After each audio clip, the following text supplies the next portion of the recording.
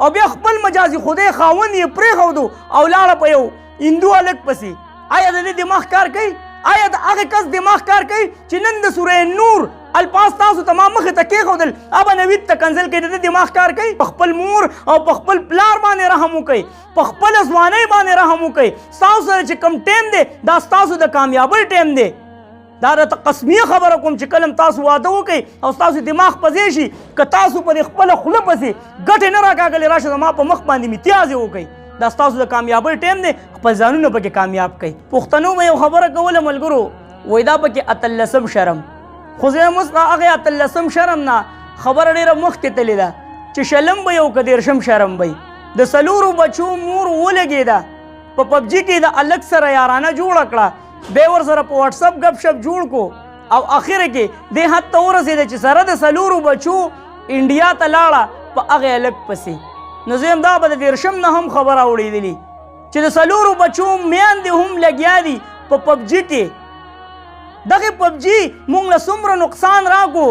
نو په دغې ویډیو باندې ما کمنټس کتل، زموږ ډېرو نوجوانانو پښتنو پاکستانیانو پکې دا کمنټس کړي وایي دلته په پاکستان کې لږ وو چې ته پسې انډیا ته تلې. نو دا د افسوس مقام دی، په دې باندې موږ له خفګان پکار دی.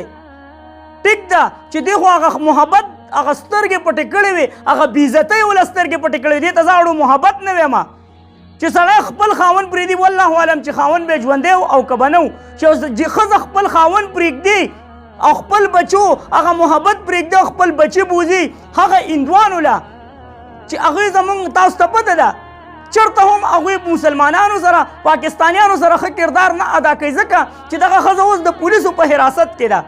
نو آیا د دې ژوند تباه نه شو؟ نو دومره په دې باندې سترګې پټې دي په دې خلکو باندې چې هغه کردار ادا کوي چې هغه د ادا کولو نه وي. اوس به دې سره کوم کردار ادا کېږي او تاسو سوچ هم نشئ کولی. او دغه هلک د هغه عمر به څومره وي؟ کم عمره هلک دی، یو څو میاشتې به د خپل هوس دپاره استعمال کړي، بیا به خپل غم کې هغه وخت لرې نه دی چې د دې ښځې چغې به تاسو واورئ چې دا به څومره چغې وایي. ځکه دا دې چې کوم کردار ادا کو نو دا یوازې پاکستانیانو دپاره د شرم خبره نه ده، دا د ټولو مسلمانانو دپاره د شرم خبره ده.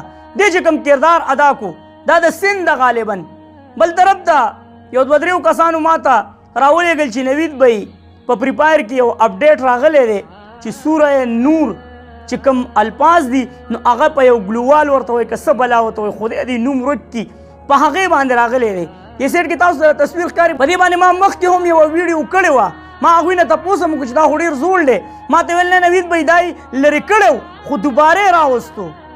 نو زه نه وړوکی غوندې سوال کوم چې ضرورت څه دی؟ سوره نور الفاظ په دغه څیز باندې لیکل دې ته ضرورت څه دی؟ لږ ما پوهه کوي خیر دی. څومره چې د پریپایر او د پبجي پلیران دي چې یاره دې ته ضرورت څه دی چې دوی په دې باندې لیکلی دی؟ خو پته نشته چې ستاسو دماغ ولې کار نه کوي، پته نشته چې ستاسو مازغه په کوم ځای کې دي چې نه در باندې د خپل مور خبره لګي نه در باندې د خپل پلار خبره لګي. د پبجي او پریپایر دغې نشې دې حد ته رسولي یې چې اسم د ته نه ښکاري بغیر د پبجي او د پریپایر نه. نو دغه نشه اول د نوجوان په مزغو باندې دغه ظالمانو حاوي کړه. اوس ورته دغه چې کومې بې حرمتیانې دي اول له مخې ته راولي، خو زما نوجوان دې ته نه ګوري چې دا سوره نور چې کوم الفاظ دي دا جیکټ چې ته واچې مخالف کس په تا باندې ډزې کوي دغه د سوره نور الفاظ دا لږي په دې باندې ډزې کېږي. آیا ستا مسلماني دومره کمزورې شوه؟ نن به هم تاسو ګورئ. ما درته مخکې ویډیو کې هم ویلي دي چې پبجي او پریپایر څوک کوي د هغوی دماغ کار نه کوي. کمنټس کې وګورئ، اوس به هم تاسو ته پکې واضح شي چې د کومو خلکو دماغ کار کوي او د کومو نه کوي. ګورئ کمنټس، د دې ښځې دماغ کار کوي. دا دې چې کوم کردار ادا کو سره د خپلو څلورو بچو هغه لاړه بهر ملک ته هندوانو ملک ته لاړه. نو د دې دماغ کار کوي. خپل ملک پاکستان مسلمانان یې پرېښودل او د هندوانو ملک ته لاړه او بیا خپل مجازي خدای خاوند یې پرېښودو او لاړه په یو هندو هلک پسې. آیا د دې دماغ کار کوي؟ آیا د هغه کس دماغ کار کوي چې نن د سوره نور الفاظ تاسو ته ما مخې ته کېښودل ابا نوید ته کنځل کوي؟ د دې دماغ کار کوي؟ سوال نه پیدا کېږي چې د دې دماغ کار کوي. دا لیونی دی، دا روغ لیونی دی. یو لیونی داسې چې تاسو به کتلي چې خلک په زنځیرانو کې تړي، خو دا روغ لیوني دي، دا په زنځیرانو کې نه تړلی کېږي، خو چې د دوی لاس خلاص شي نو مخې ته موبایل نیولی دقه چل کوي. دا روغ لیوني دي. نو د خدای خاطر وکړئ، سوال درته کوو، منت درته کوو، په خپله ته پرېږدو، په خپل مور او په خپل پلار باندې رحم وکړئ، په خپله ځوانۍ باندې رحم وکړئ. ستاسو سره چې کوم ټایم دی دا ستاسو د کامیابۍ ټایم دی. دا درته قسمیه خبره کوم چې کله تاسو واده وکړئ او ستاسو دماغ په ځای شي، که تاسو په دې خپله خوله پسې ګټې نه راکاږلې راشه زما په مخ باندې امتیازې وکړئ. دا ستاسو د کامیابۍ ټایم دی، خپل ځانونه پکې کامیاب کړئ او د دې پریپایر نه واوړئ. دا ویډیو به طور اسلام مخکې شیر کړئ. الحمدلله زموږ د ویډیوګانو د وجې ډېرو ملګرو پریپایر او پبجي پرېښودي دي. که د دې نه هم اصلاح غوره شي نو ډېر به ښه. چېرته مې الله مخاد آباد او خوشحاله ساته. د لوی الله په امان.